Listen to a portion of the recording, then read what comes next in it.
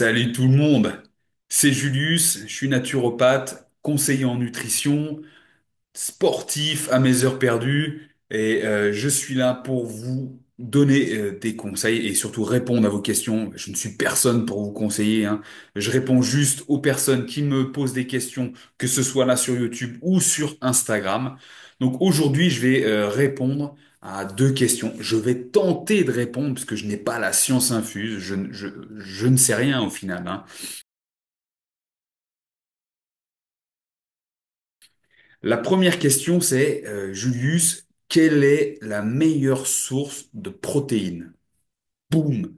La meilleure source de protéines. La première chose qui me vient à l'esprit quand on me pose cette question, c'est la protéine que tu digéreras correctement. Voilà. C'est vraiment ça la réponse. Mais avant toute chose, il y a protéines et protéines. On sait qu'on parle beaucoup hein, depuis quelques années de différence entre les protéines animales, les protéines végétales, voilà. Bref, les protéines en poudre. On en parle, on n'arrête pas, tout le monde sait tout. Moi, ce que je veux dire, c'est qu'en fait, on ne sait rien et les seules choses qu'on sait, ça dépend de ce que vous recherchez vraiment.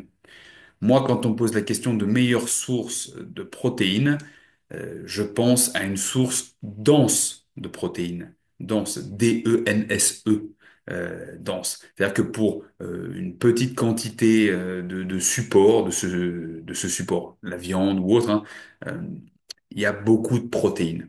Donc moi, ce que je recherche déjà en premier, c'est la densité en apport protéique. Ensuite, si on regarde ce que la science nous dit, on dit que c'est les œufs, les protéines les plus digestes ou qu'on assimile le mieux. Ce seraient les œufs. Donc plus le blanc d'œuf. Oui, il y a des protéines aussi dans le jaune d'œuf, dans lequel le jaune d'œuf il y a aussi des graisses, mais dans le blanc d'œuf c'est quasiment que de la protéine. Et ce serait ce type de protéines qu'on tolère le mieux. Donc, si on regarde le papier, on se dirait, ben, en fait, la meilleure source de protéines, ce sont les œufs. J'ai envie de dire oui, j'ai envie de dire non, puisqu'on sait aussi qu'il y a beaucoup de personnes qui sont intolérantes, voire allergiques aux œufs. Donc, à ces personnes-là, si vous écoutez, eh bien, je vais pas vous dire manger des œufs, sinon c'est peine perdue. Donc, c'est aussi propre à chacun. C'est aussi pour ça que je vous ai dit dès le début, ça dépend de la protéine que vous digérez, que vous pouvez digérer. Les protéines, je le rappelle, sont dégradées principalement par la mastication, mais ensuite au niveau de l'estomac par l'acide chlorhydrique, entre autres. Et c'est à ce moment-là que ça va se décomposer, je fais les raccourcis, en acides aminés pour une absorption au niveau de l'intestin grêle, pour que ce soit parte ensuite dans le sang et distribué dans l'organisme.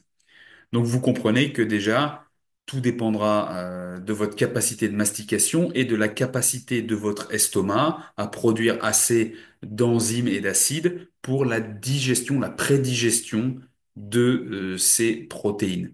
Courte interruption, tu m'entends souvent parler dans mes vidéos de musculation, d'huile essentielle, d'automassage. C'est normal, je pratique ça depuis des années et j'en ai fait des formations. Tu trouveras les liens pour ces formations dans le descriptif de la vidéo.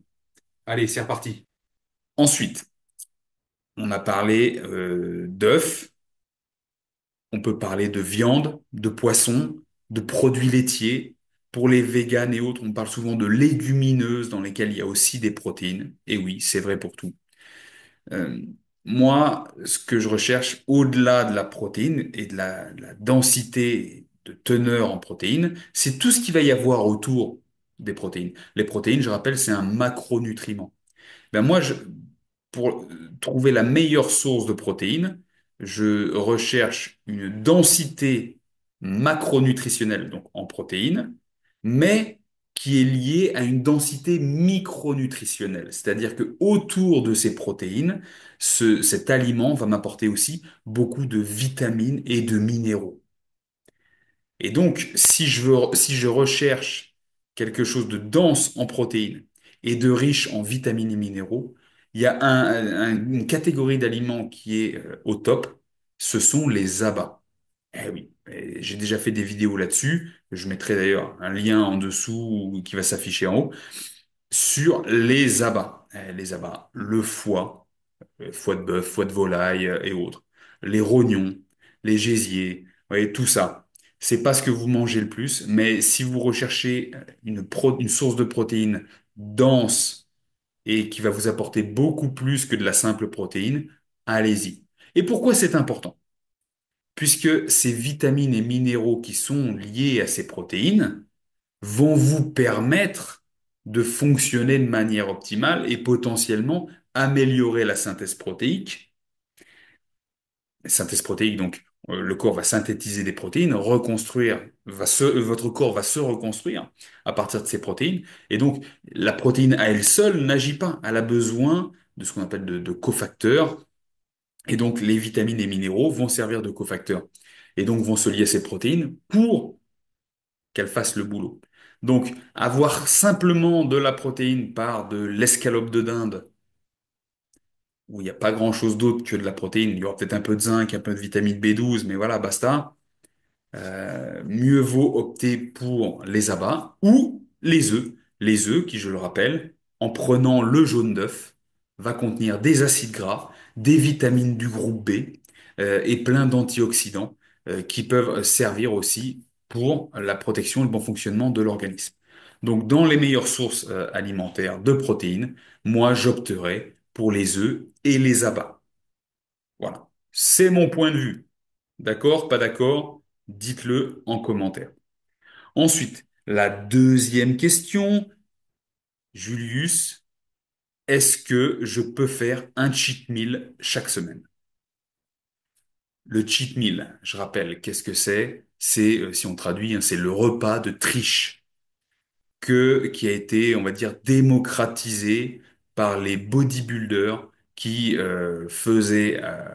prenaient soin, qui calibraient leur alimentation toute la semaine et qui, à la fin de la semaine en général, se faisaient un cheat meal, un repas où ils balançaient tout, très gras, très sucré, très calorique, et ils disaient que ça relançait leur métabolisme. Et voilà. Et ça, en fait, ces habitudes véhiculées par des bodybuilders testostéronés et avec des picousses dans tous les sens, en fait, ça a été transporté au fil des ans et tout le monde pense que maintenant, on peut manger impunément de la merde sans avoir d'effets néfastes sur notre corps. Parce que c'est bien de ça qu'il s'agit, des effets néfastes. Je ne dis pas que manger une pizza de temps en temps va vous filer du diabète ou autre, mais ça aura automatiquement un impact sur votre qualité de récupération, potentiellement sur le visuel physique, puisque ça va engendrer en général des ballonnements, de la rétention d'eau, de l'inflammation. Et donc en perturbant aussi votre récupération, ben, vous vous sentirez moins bien le lendemain et donc avec une moindre capacité de vous entraîner si vous faites quelque chose de physique, ou aussi de vous concentrer parce que vous fonctionnerez au ralenti. Donc cette histoire de cheat meal, les gens assimilent ça à aller manger des burgers frites avec une glace et autres, pizza, coca, voilà, ou être aller au restaurant et se lâcher, ou être invité et boire de l'alcool, des gâteaux apéros et ne pas regarder à la qualité de l'alimentation. Et ça, je peux le concevoir. Chez les gens qui sont médiocres, je peux le concevoir. Les gens qui sont du quotidien, qui n'ont aucune intention d'avoir des résultats sportifs, des résultats optimaux dans leur vie mentale, vous voyez, avec un cerveau vraiment high focus. Ces gens qui n'ont aucune envie d'améliorer leur physique, moi, je veux dire, allez-y. Donc, à la personne qui m'a posé la question, est-ce que je peux faire un cheat meal? Moi, je suis personne pour t'interdire d'en faire. Tu fais ce que tu veux, mais regarde-toi dans la glace et sache ce que tu veux vraiment, quoi. Est-ce que tu veux performer? Est-ce que tu veux avoir un physique correct? Quel physique tu recherches? Quelle santé tu recherches sur le long terme? Parce que faire un cheat meal, et on a tous une définition du cheat meal, hein. Moi, personnellement, mon cheat meal, il est, enfin, je veux dire, mon cheat meal, il est plus sain que le repas le plus sain de ta semaine. Représente-toi ça, hein. D'accord? Ça, c'est mon cheat meal. Mon cheat meal, il est plus sain que ton repas le plus sain de la semaine. Voilà, il suffit juste de se poser la question, ah ouais, faut réfléchir comme ça. Qu'est-ce que tu veux? Qu'est-ce que tu veux? Et il y a ce côté aussi santé. Si tu te fais un cheat meal par semaine, si tout va bien, parce qu'il y en a, c'est trois, hein. Un cheat meal dans la semaine, tu fais ça toutes les semaines. Ça t'en fait 52 sur l'année. 52. Et tu vois tout l'effet négatif que ça peut entraîner sur ton corps. Tu multiplies 52 par 10 ans, 10 années. 520. 520, ça veut dire qu'il y a presque, allez, un an et demi de cheat meal. Tu cumules sur 10 ans, un an et demi à bouffer de la merde. Est-ce que c'est comme ça que tu as envie de remercier ton corps? Est-ce que c'est comme ça que tu as envie de te remercier, de prendre soin de toi, d'avoir des résultats? C'est pas ma conception. Donc, si tu veux faire des cheat meals, vas-y, mais réfléchis à ce que tu vas faire. Les Jujiteros et toutes celles et ceux qui m'ont regardé jusque-là, si vous êtes d'accord avec moi ou pas, dites en commentaire. Je sais que ça peut être un peu clivant. J'attends vos retours. Je vous dis à la prochaine. N'hésitez pas à m'envoyer vos questions, hein, et je réponds très rapidement. Allez, paro!